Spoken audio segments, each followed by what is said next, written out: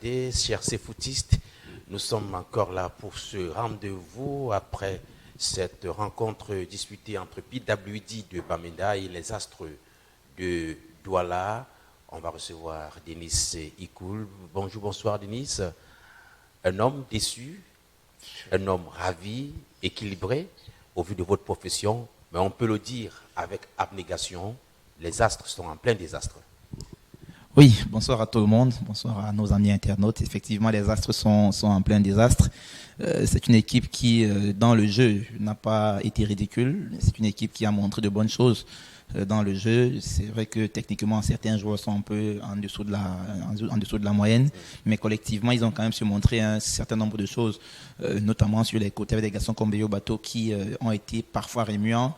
Mais ça n'a pas suffi pour faire la différence face à une équipe de PWD de Bamenda qui a, pour ma part, eu beaucoup plus d'expérience dans la gestion de sa rencontre. Elle a marqué un but tôt en première période. Ouais. Et après, voilà, ils ont un peu laissé le ballon à cette équipe des Astres.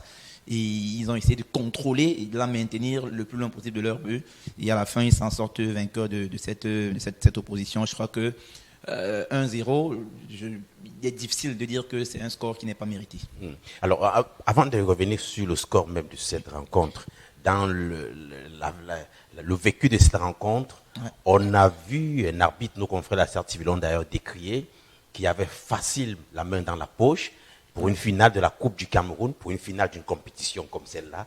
Trop de cartons jaunes en 90 minutes. C'était un peu trop. Oui, après, on peut dire ça, on peut dire ça comme ça, mais je crois que l'arbitre sur le terrain, généralement fait les choses par rapport à ce qu'il voit. Quand il donne un carton, ça veut dire qu'il a trouvé qu'il y a juste, oui, opportunité de le donner. Maintenant, nous, à côté, on peut estimer qu'il en a fait un peu trop. C'est libre à chacun d'avoir son avis là-dessus. Mais je crois quand même, c'est vrai qu'il y a des cartons qui auraient pu être évités. Ou alors l'arbitre aurait pu faire main basse sur des situations, mais on sait que nos arbitres ne sont pas réputés pour être les meilleurs dans le monde. D'ailleurs, je ne trahis pas un secret si je dis ici que le match Cameroun-Algérie, il y a eu des soupçons, il y a eu certaines langues qui sont levées au sein de la CAF pour dire que on souhaiterait amener des arbitres depuis l'Europe pour venir officier ici en Afrique dans ces rencontres-là. Donc, c'est vous dire combien nos arbitres ne sont pas toujours exempts de tout reproche. Mais sur cette rencontre-là, je n'ai pas trouvé l'arbitre particulièrement mauvais. C'est vrai quand même que le reproche que je peux aussi lui faire personnellement, c'est sur le temps, la durée du temps additionnel. Une rencontre où il y a eu plus de 4 remplacements minimum dans chaque équipe en seconde période. Tu ne peux pas donner 2 minutes de temps additionnel. Le règlement prévoit que chaque remplacement, c'est 30 secondes. Donc, oui, s'il y en a eu 4, disons même 3 dans chaque équipe, ça suppose qu'on est déjà au moins à 3 minutes. À 3 minutes, tu en donnes 2. Enfin, après, je ne vais pas crier au complot. Sincèrement, ce ne sera pas de mon augure de le dire comme ça, mais je m'interroge un peu sur cette façon d'arbitrer-là, qui consiste à donner un temps additionnel aussi court. Vous vous interrogez sur l'arbitre, et en tant que modérateur de cet échange, je m'interrogeais également sur le jeu. On a vu un jeu extrêmement haché, lourd. Ouais. On avait vraiment tendance à penser ce qu'on pouvait penser. Alors, qu'est-ce qui aurait eu impact sur le jeu d'une rencontre ultime de compétition comme celle de tout à l'heure? Mais je crois qu'il y a un faisceau d'éléments qui peuvent expliquer la pauvreté du jeu que produisent nos joueurs. D'abord, il faut dire que les joueurs qui évoluent en Elite One aujourd'hui, et même plus que jamais, sont des joueurs qui ont un niveau assez faible de technique individuelle. C'est-à-dire que c'est des joueurs qui, pour la plupart, ne sont plus dans les premiers choix dans le monde. Parce qu'on sait que les premiers choix de joueurs au Cameroun, généralement, ils partent après qu'ils aient fait une bonne saison chez nous. Donc, ceux avec quoi on reste ici au Cameroun, avec tout le respect que je leur dois, parce qu'ils font des sacrifices énormes au quotidien, j'ai envie de dire que c'est un peu des restes de joueurs. J'ai pas envie d'appeler ça friperie, mais c'est un peu, c'est-à-dire quand on a consommé l'essentiel de ce qui est meilleur, de ce qui est bon, il y a le reste là. C'est ce qu'on a ici au Cameroun. Du coup, c'est des joueurs qui pour la plupart ont de la peine à faire un bon contrôle, ont de la peine à faire une bonne passe, d'assurer une passe.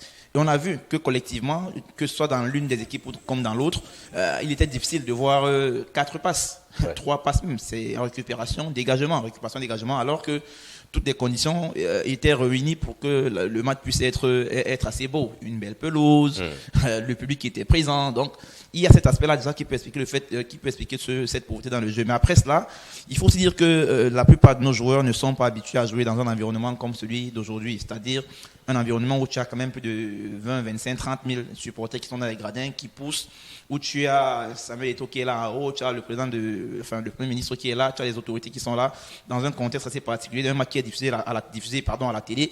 Nos joueurs, pour la plupart, ne sont pas habitués à ce genre de contexte. Du coup, ils surjouent. Ou alors certains même déjouent. Et ça donne un spectacle assez pauvre. Il y a des joueurs que moi, je n'ai pas reconnus sur le terrain. C'est-à-dire tu as des garçons qui, généralement, quand tu les mets dans des terrains, des stades de quartier, pour dire comme ça, Ouais. te font des belles prestations. Absolument. Ils te font des bons contrôles, ils sont Absolument. spectaculaires, ils sont géniaux.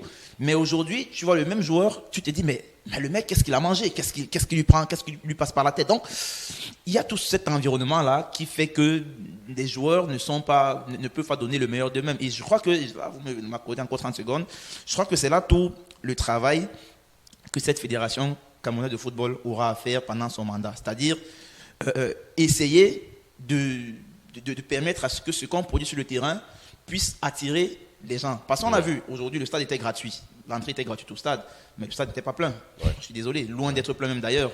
C'est parce qu'en fait, il y a une sorte de désamour du public camerounais vis-à-vis du football local. C'est-à-dire que tu peux mettre le stade gratuit, ils ne viendront pas. Ils ne viendront pas parce qu'ils estiment que le niveau de jeu qui est produit n'est pas assez bon. Donc, c'est là tout le travail. Alors que le même public accourt dans les matchs de quartier, comme vous en disiez tout à l'heure. Voilà. Donc, c'est là tout le travail de cette fédération-là avec Eto'o qui devra, n'est-ce pas, se battre pour que ce qui sera produit sur le terrain puisse ressembler à quelque chose. Parce que sincèrement, moi, j'ai pas envie de dire que je me suis ennuyé, mais j'étais pas loin de la nuit quand je regardais ce match de finale de Coupe du Cameroun. C'est-à-dire, je me suis pas régalé, il n'y avait pas du spectacle. Des joueurs, c'était, limite, c'est pas des pieds carrés, mais quand tu vois un latéral qui ne peut pas te faire une passe appuyée sur son milieu de couloir qui décroche, qui ne peut pas assurer cette passe-là, ça veut dire que quelque part, au niveau de la formation et le niveau intrinsèque des joueurs, il y a beaucoup de choses à faire. Et donc, la fédération va devoir se battre pour que l'objectif que nous avons tous, celui de revoir les gens dans les stades, puisse être atteint, et ça passera essentiellement par aussi la qualité du spectacle qui sera proposé sur les terrains. Alors là, pour ceux qui sont en direct avec nous, on va être en symbiose pour dire que c'est aussi là, une journée comme celle-ci, pour les autorités de remettre les trophées aux différentes autres fédérations sportives du Cameroun. D'ailleurs, cette vague de récompenses est déjà achevée et dans les prochaines secondes, il y aura donc ce trophée. D'abord le passage de l'équipe vaincue, j'ai nommé les Astres de Douala, et ensuite il y aura donc le passage de l'équipe qui a remporté cette édition de la Coupe du Cameroun PWD de Bamenda. On va d'abord se jeter de plein fouet pour ce qui est de l'équipe qui a perdu, les Astres de Douala, qui, dans notre émission précédente, nous avons parlé de tous les honneurs qui les ont été accordés du côté du premier sportif de la région du Littoral, en l'occurrence le gouverneur, Samuel Dieudonné Ivaha Diboa. Alors, on va donc se dire que les Astres qui sont partis avec cette bénédiction, ils ont pêché à quel niveau exactement pour prendre ce but depuis la 15e ou 19e minute de la première période. Ils ne se sont plus jamais remis sur les rails. C'est un coaching, mauvais management? Non, je ne parlerai pas de mauvais coaching. C'est vrai que, je l'ai dit tout à l'heure, que ce soit l'une ou l'autre des deux équipes, on ne s'est pas régalé en termes de spectacle, on n'a pas vu un jeu de qualité. Mais après, dans une finale, généralement, quand vous prenez un but comme ça, tôt dans la rencontre, ça devient compliqué par la suite. Et je crois que c'est ce qu'on a vécu un peu, parce que les As prennent un but à un moment où ils n'étaient pas forcément dominés dans le jeu. C'est-à-dire c'était encore un peu équilibré et j'ai même l'impression que les Astres dominaient même légèrement, avec les incursions de Béo Bateau sur le côté, dominaient légèrement dans le jeu. Mais après, il y a cette maladresse du gardien qui va arrêter le ballon, qui est sur la ligne de la surface de réparation encore. C'est une maladresse. Après, sur le but qu'il prend, il met le mur côté gauche, il se place côté droit, c'est normal. Mais on lui met un but sur le côté qu'il couvre lui-même, sur une frappe sèche, tendue et droite qui va directement sur lui. Je ne sais pas comment il arrive en retard sur ce genre de ballon pour ne pas pouvoir le sortir. Mais c'est des erreurs qui arrivent en football, ça peut arriver. Il a commis l'erreur sur sa sortie en arrêtant ce ballon, en touchant ce ballon là haut de la surface. Ensuite, il n'a pas su rattraper son erreur en arrêtant le coup franc qui s'en est suivi. Après, dans le jeu, quand vous prenez un but comme ça, dans ce contexte-là où il y a les supporters, il y a les autorités, il y a tout ce qui va avec, la pression de l'événement en question, même la finale de la Coupe du Cameroun, les joueurs, mentalement, ils sont plus forcément dans les mêmes dispositions mentales. Et même au niveau de la maîtrise collective, il y a des choses qui changent dans le jeu. Pourquoi ? Parce qu'en fait, les plans initiaux de l'entraîneur sont remis un peu en mal parce qu'on se dit que le plan initial est fait sur la base du fait qu'on sera à 0-0. Ouais. Mais là, on est mené 1-0. Évidemment, ça change quelque chose au niveau de l'attitude des joueurs qui savent plus ce qu'il faut faire. Est-ce qu'il faut attaquer immédiatement pour aller égaliser ? Est-ce qu'il faut défendre pour espérer marquer en cours de jeu ? Parce qu'en fait, après, quand tu vas sortir pour attaquer, tu peux en prendre un deuxième dans le dos. Ouais. Donc, ils sont dans une sorte d'embarras. Et puis, WD l'a vite saisi. Ils leur ont laissé le ballon. Ils leur ont dit, alors, jouez. Nous, on vous attend. Et on procède par contre. Et c'est ce qu'on a vu pendant toute la rencontre où les As ont eu de la peine à trouver le bon décalage. C'est vrai qu'après, il y a eu un joli coup franc de Béo Bateau qui, vraiment, sincèrement, c'était pour ma part un café à la crème. Mais après, le gardien a sorti un arrêt dans la lucarne, un arrêt venu d'ailleurs aussi. Je crois que c'est la plus belle action pour moi de la rencontre. Donc, pour chuter définitivement, les Astres perdent la rencontre parce que, en fait, ils prennent d'abord le but très tôt.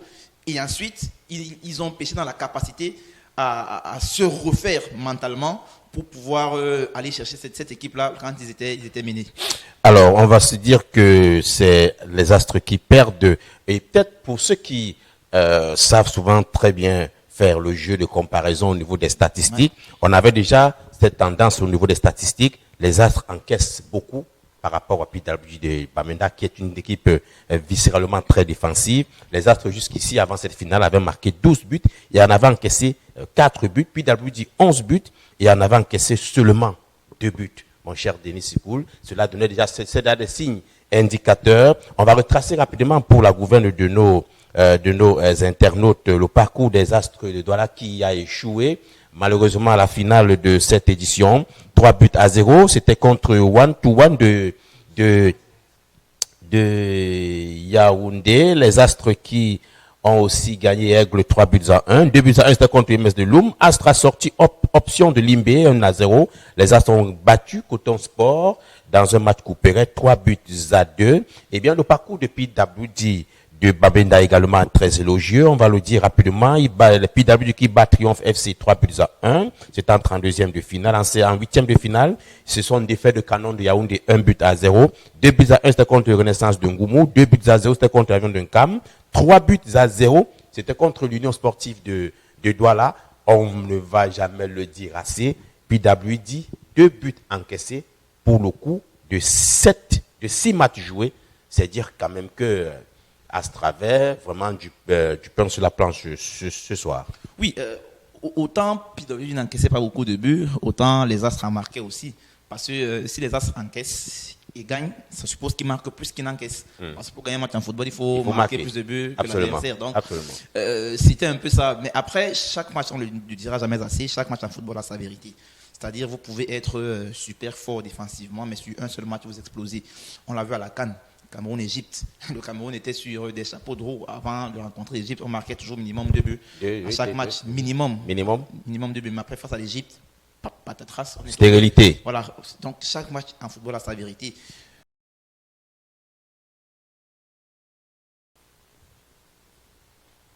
Alors justement, dans cette équipe de PWD, vous l'avez souligné dans vos propos, il y a le buzz, il y a le bien-être, il y a tout un accompagnement populaire qui s'y est mêlé, des anciens carrément des autorités administratives et locales.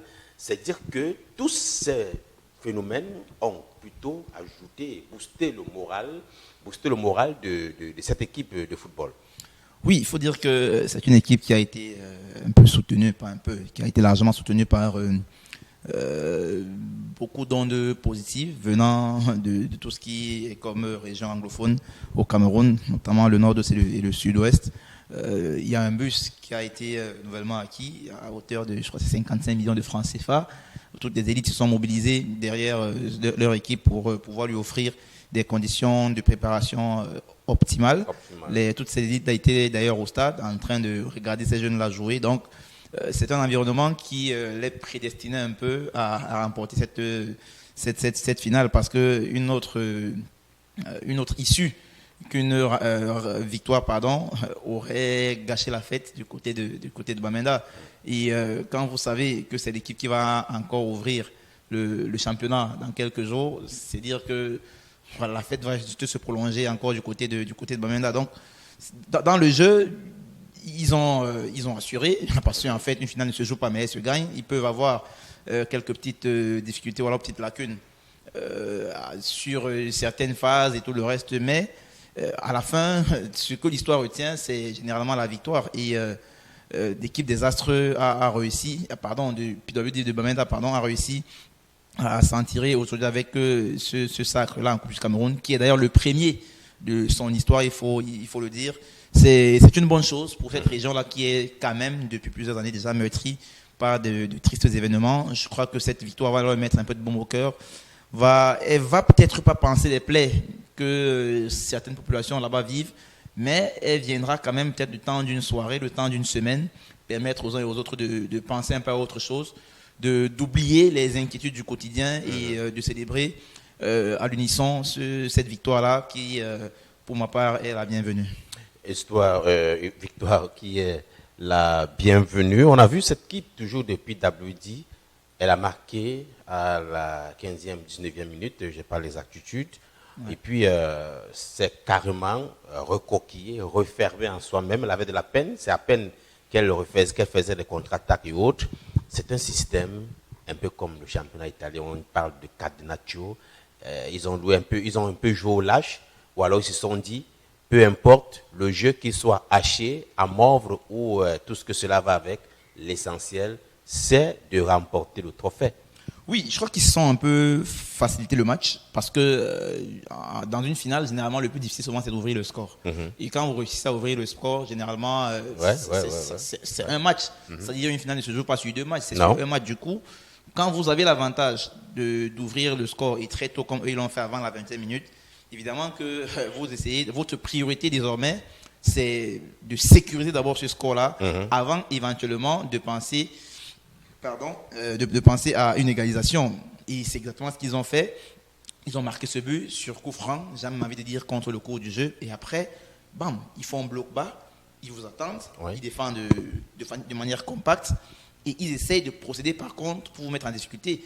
Et ils auraient même pu inscrire 1 ou 2 autres buts avec les incursions de leur milieu de couloir gauche, que ça n'aurait pas été une catastrophe. Donc, oui, ils ont eu, je ne dirais pas de la maîtrise, mais le but leur a permis d'avoir plus de calme dans la gestion de la rencontre et leur a offert beaucoup plus de sérénité dans leur jeu défensif surtout.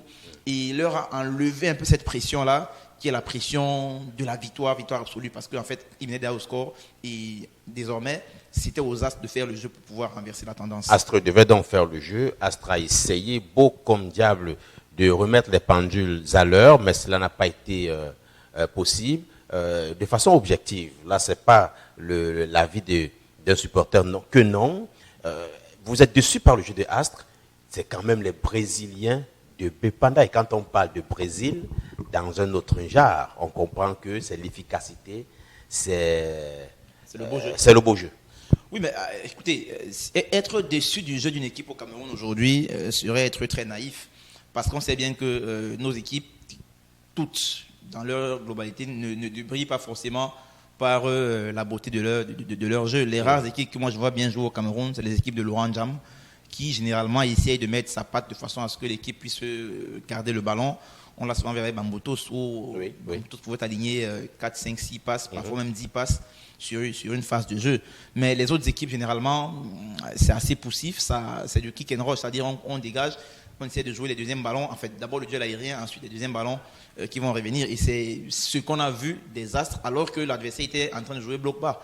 Ils auraient pu construire de manière générale, voilà, mais ils ont préféré balancer comme ça les ballons, les défenseurs, que ce soit Ndana, que ce soit le latéral, son nom m'échappe, le Dossard 17, le latéral, il dégageait les ballons et attendait que Boyomo, avec sa grande taille, puisse s'imposer dans les airs et éventuellement jouer les deuxièmes ballons pour pouvoir faire la différence. Mais on a vu que c'était un système assez stéréotypé, un système qui était facilement anticipable par l'adversaire, qui a d'ailleurs anticipé, qui a compris que c'est comme ça que les autres devaient jouer et a donc mis des stratégies pour pouvoir le contrer, notamment avec un milieu de terrain assez dense.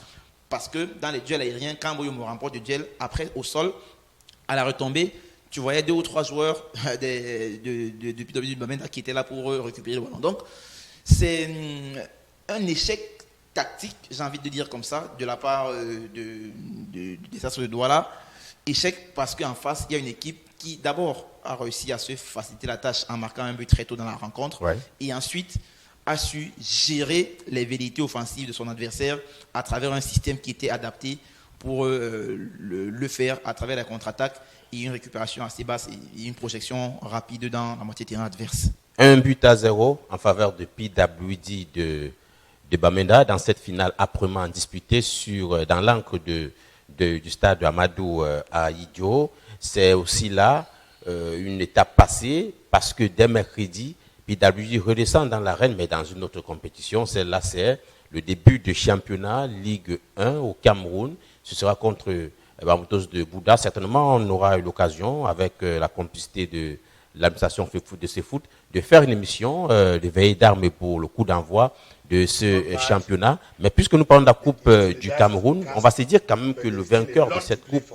PWD de Bamenda en l'occurrence, ne représentera le Cameroun dans aucune compétition hors de nos frontières. Oui, c'est là le grand dégueulasse. Mais dire quand même que le nom y est inscrit parmi les vainqueurs de la Coupe du Cameroun, ça, c'est une autre paire de manches. Oui, mais ça, on le savait déjà. On le savait depuis très longtemps. Depuis plus de 8 mois, on le savait déjà pertinemment. Donc, ça ne devrait plus être une surprise. Pour moi, c'est un non-événement. Ça a été consommé depuis. Le football camerounais est de plus en plus engagé dans la voie de la réconciliation, dans la voie de l'apaisement, avec à sa tête notre très illustre président de la Fédération camerounaise de football, Samuel Eto'o, que j'apprécie beaucoup pour ce qu'il fait depuis qu'il est arrivé à la Fédération, même comme parfois je ne suis pas très d'accord avec certains fonctionnements. C'est aussi mon droit de ne pas être d'accord parfois. Mais je crois que jusqu'ici, il a fait un certain nombre de choses qui vont dans le sens de pouvoir normaliser le football d'ici 2 ans maximum. C'est-à-dire, c'est vrai que la décision que le fait que le PWD qui est champion aujourd'hui, vainqueur de la Coupe aujourd'hui, ne joue pas des compétitions africaines, n'est pas l'émanation d'une décision de l'exécutif actuel de la FECAFOOT. Ça a été acté depuis avec l'ancien président Sidou Mbonjoya, que je salue d'ailleurs au passage. Mais Eto'o a hérité de cela. Cette fédération a hérité de cela et ne pouvait pas faire autrement. On ne pouvait pas réinventer la roue ou alors changer les règles de jeu du tout. En cours de match. Donc, c'est dommage que qu'on en soit arrivé là, à un niveau où une équipe qui est vainqueur de coupe ne participe à rien sur le plan continental. Mais il fallait passer par là pour pouvoir aspirer à une normalisation dans une saison ou alors dans 2 saisons pour revenir à quelque chose de plus correct, de plus logique, de plus cohérent. Alors, il ne faudrait pas que les gens pensent que nous faisons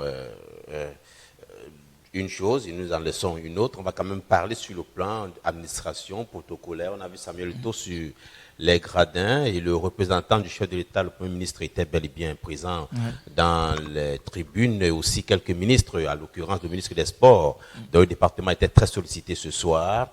Et il y a eu Céline Eko, qui était au four et au moulin carrément. Elle était sur les gradins et en dessous aussi au niveau du terrain de jeu. Alors, toute cette ambiance-là, ça vous a pratiquement peut-être aussi marqué. Qu'est-ce qu'on peut dégager comme commentaire, vivement, pour que